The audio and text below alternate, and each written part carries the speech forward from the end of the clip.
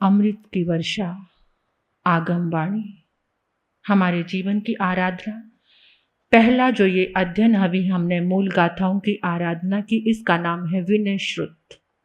विनय किसको कहते हैं? विनय, विनय क्या होता है? नम्रता, झुकना, झुक जाना।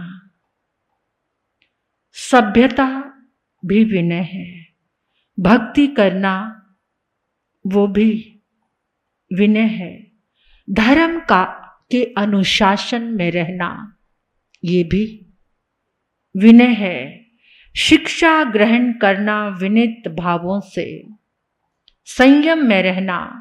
जिसके जीवन में विनय नहीं होगी वो संयम में रह ही नहीं सकता। अनुनय विनय प्रार्थना करना ये भी विनय है। और श्रुत विनय तो ये हो गई, और श्रुत सुनना, अध्ययन करना। किसका? आगम वाणी का। ये श्रुत है, जो श्रुत हमें जीवन का मार्ग देता है, भटकन को मिटाता है।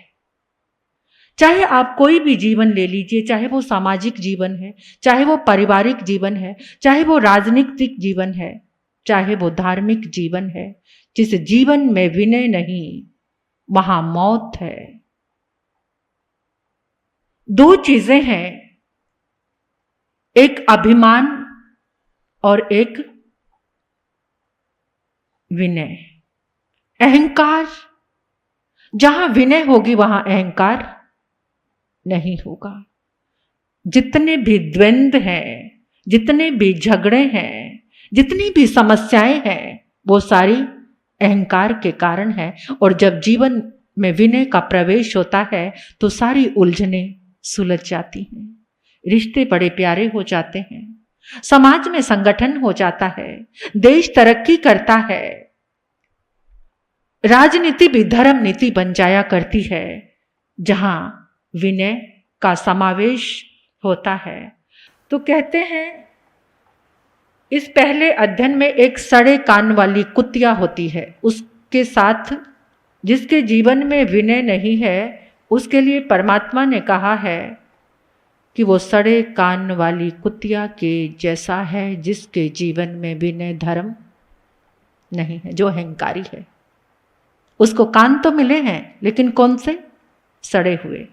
सड़े कान वाली कुतिया, आपके घर में कुत्ता जिसके कान सड़ गए हैं, तो वो घर में आए तो आप आने देते हैं उसे?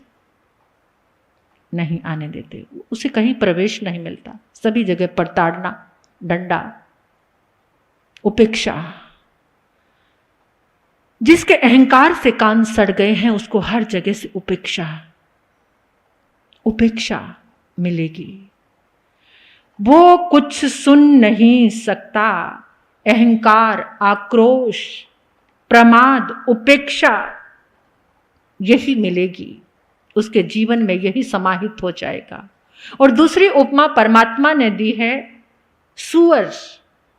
जो सुअर होता है ना, उसके सामने एक तरफ चावल रखो और एक तरफ बिष्टा रखो, तो वो चावल को छोड़कर बिष्टा में मुंह डालेगा।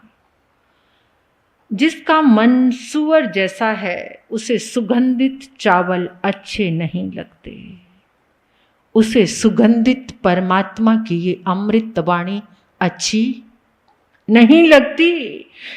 यहां तक कह दिया है महापुरुषों ने तो, ये संसार के जो आकर्षण है उसी बिष्टा की तरह है जिसे सुअर मन खा रहा है, उसी में लुभायमान हो रहा है, आसक्त हो रहा है। भगवान के पास आने का मार्ग खुला है।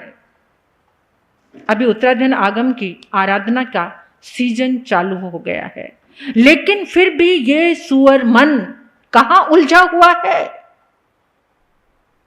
देखो, आप नोट करो, आगम की उपमा है, ये मन सुअर के जैसा है जिसके जीवन में विनय धर्म, कल्याणक, ये भगवान के निर्वाण कल्याण का प्रकाश भी जिसको मिल नहीं रहा, वो सुअर मन अंधकार में ही अंधकार में ही भटक रहा है जिसके मन में ये भाव नहीं आता।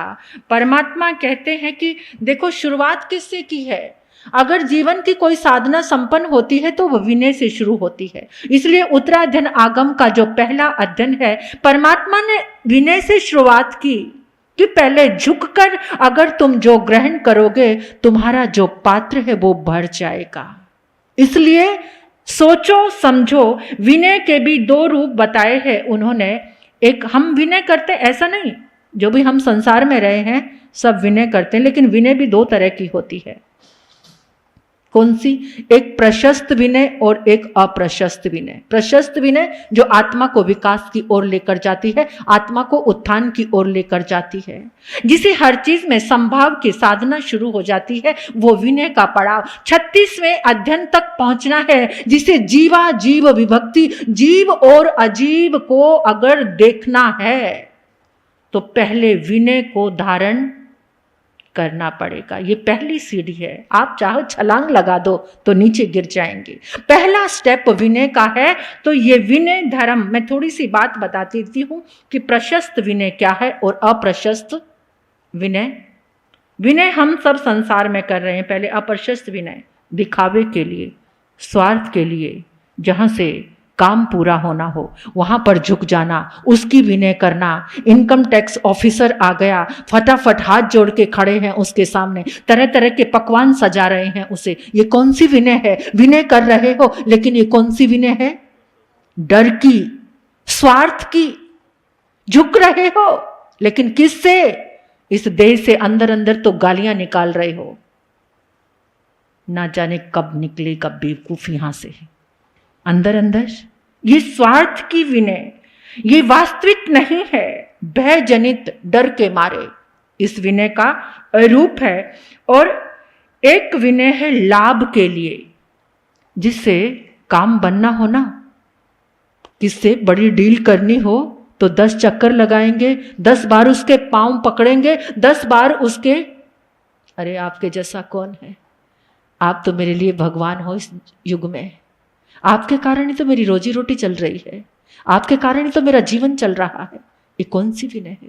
जहां लाभ हो रहा है वहां खुद गर्जी के लिए, स्वार्थ के लिए, दिखावा करना, प्रशंसा पाने के लिए विनय करना, प्रशंसा के लिए कि सब मेरी प्रशंसा करें, धन लाभ के लिए, और कुछ भोगी काम के लिए, वासना के लिए भी विनय करना। ये अप्रशस्त विनय है। ये विनय, विनय की, लेकिन कौन सी? दलदल में फंसने की विनय। और एक विनय है सच्चे हृदय से, जिसके आचार से विनय झलकती है, जिसके व्यवहार में विनय झलकती है, जिसकी वाणी में विनय झलकती है, जिसके हर एक, ये 6 जीवनी काया के जो जीव है ना, दिन रात जिसका आरंभ समारंभ हमारे द्वारा हो रहे हैं, तो उसी समय आप उनके सामने झुकना, क्या कि ये हमारे सहयोगी हैं। कभी उनकी विनय करते हो आप, जो हर समय हमारे लिए 6 जीवनी काया के जीव?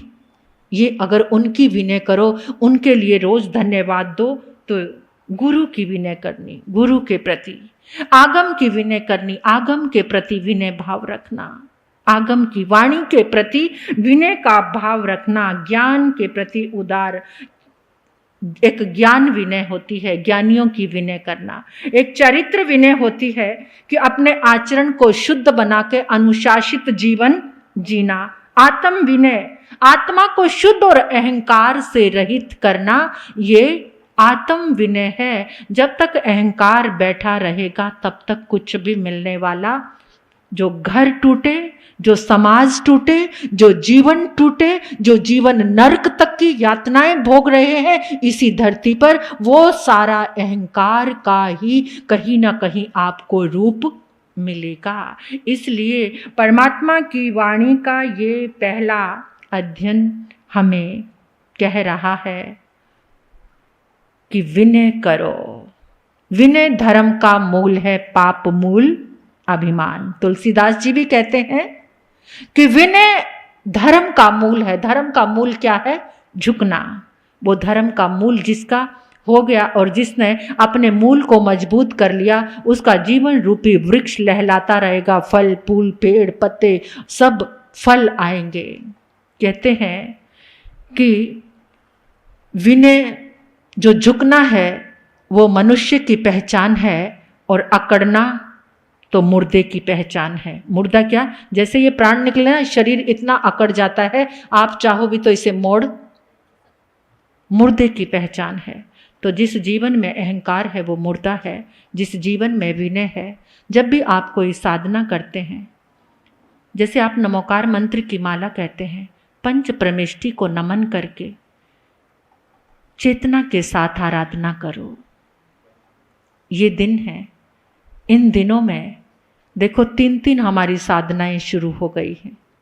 भक्तामर भी चल रहा है, उत्तराधन आगम का। अब मैं 10 मिनट के लिए श्रीपाल मैना सुंदरी का चरित्र, आज मैंने समोशरण का परिचय दिया, कुछ परमात्मा के विषय में बताया। कल से हम इस टाइम को व्यवस्थित कर लेंगे और पहले यानी 9:30 बजे तक हम मंगल पाठ हो जाए, ऐसी पूरी कोशिश करेंगे। तो मन का भाव है हम सबके जीवन में विनय का प्रवेश हो, परमात्मा के इन अक्षरों का प्रकाश हो, इन दिव्य वरदानों का प्रकाश हो। ये प्रकाश का उत्सव जीवन को प्रकाशित करने आया है। ये दिवाली की जो पावन वेला पर उत्तराधन आगम की आराधना चली है, ये किसके लिए चली है? जीवन को प्रकाशित करने के लिए। अवश्य ही हम सबका जीवन प्रकाशित होगा। आज जो हम साथ साथ बैठे हैं ना, पहले भी कभी ये वाणी सुनने के लिए जरूर बैठे होंगे। आज ये कोइंसिडेंस नहीं है, ये पहले सब हुआ है। हम सब पहले भी प्रभु की ये आराधना करने के लिए कहीं ना कहीं और कुछ ना कुछ गलतियां हमसे हुई हैं कि हम समो शरण में जाकर नहीं बैठ पाए। अगर बैठे भी होंगे तो वहाँ कोई परीक्षा कर रहे होंगे या कुछ भी अहंकार में होंगे कि जो इतनी भव्य आत्माओं के साथ आज तक हमें, लेकिन फिर भी विश्वास जरूर है कि आगम हाथ में आया है तो हम अवश्य ही भव्य जीव हैं। सुनो, अगर आगम की वाणी हम सुनने को तैयार हुए हैं तो हम अवश्य ही मोक्षगामी जीव हैं। निश्चय ही हमें मोक्ष जाना ही जाना है। इस परमात्मा के अक्षरों से थोड़ी मोहब्बत और प्रेम जगा लेना, कि वास्तविक तो यही है। ये प्रेम आपके भीतर छिपा हुआ है, बस उसे उजागर कर लो। अपने मन को सुअर मन और सड़े कान वाली कुतिया मत बनने देना। बस ये 2 संदेश आज लेकर जाना। जब ये मन लुभाए संसार की विष्ठा में तो तुरंत लौटाकर लाना कि मेरे प्रभु की आराधना चल रही है, मुझे मेरी आराधना करनी है।